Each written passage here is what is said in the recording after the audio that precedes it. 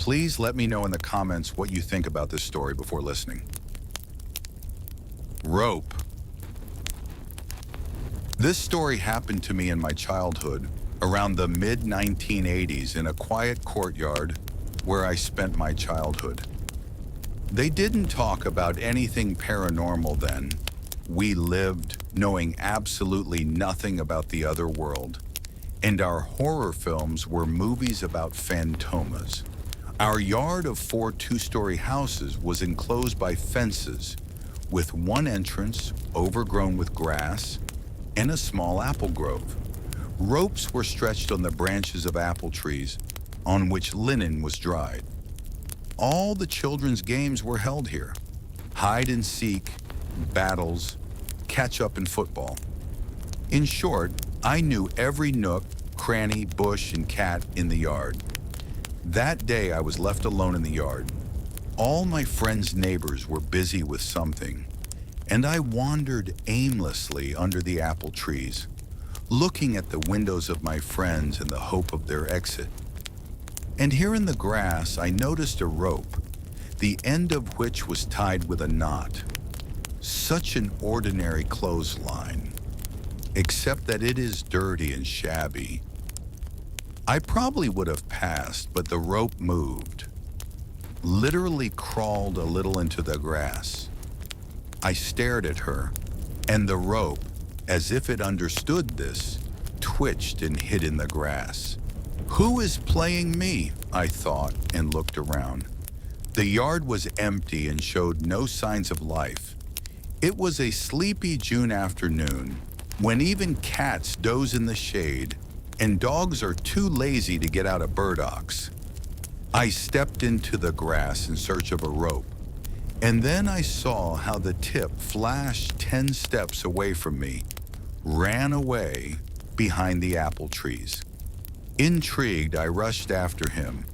Someone was playing with me, and I really wanted to find out who it was. When I was behind the apple trees, I noticed a rope waiting for me. In the corner house, there was still stove heating on the upper floor of Uncle Shura. Before my eyes, the rope went around the log cabin and hid in the burdocks at the entrance, where the old men, Grandfather Anton, and another cadet, the rascal Pashka, lived, appeared in the corner. In 2 jumps, I reached the partition and looked behind it. There I saw the most terrible thing in my entire life. You will never forget such a thing, and you will never imagine anything like it. At the end wall of the house, an unusual creature was sitting on some kind of stool.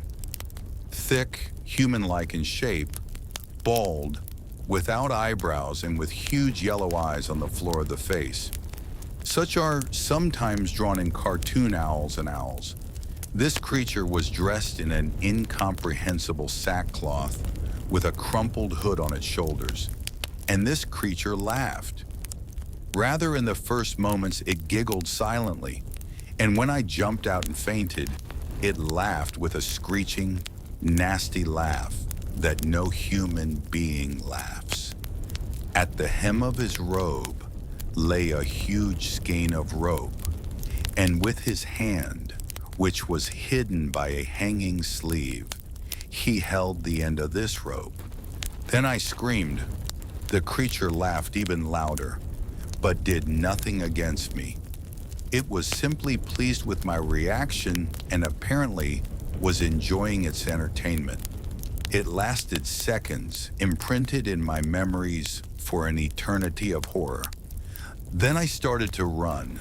I literally jumped into the entrance, hearing a nasty laugh behind me, jumped through the stairs with ridiculous jumps, and flew into the yard.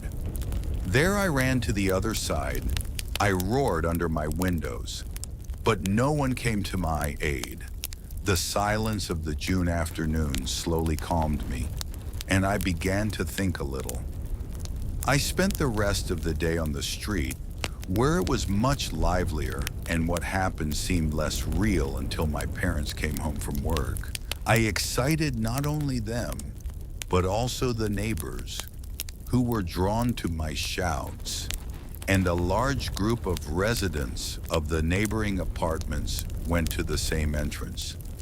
Indeed, the entrance to the attic was open, and my footprints were visible on the floor of the attic, and the trace of the rope was visible. Even the stool stood against the wall. But we didn't find any monsters or ego signs there.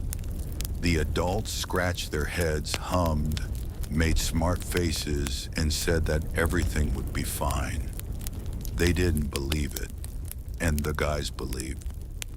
We then ran to the attic many more times to check if the monster had returned, until the adults decided that we were going to fall off the roof and block the entrance again. And yet it was. And as far as it seems to me now, it really just played with me without any intention to eat or kill me. Well, it didn't work out. That's my problem. I got scared. And the creature had a great time, whatever it was doing on that sunny, hot June day in the mid-80s of the last century. End of story.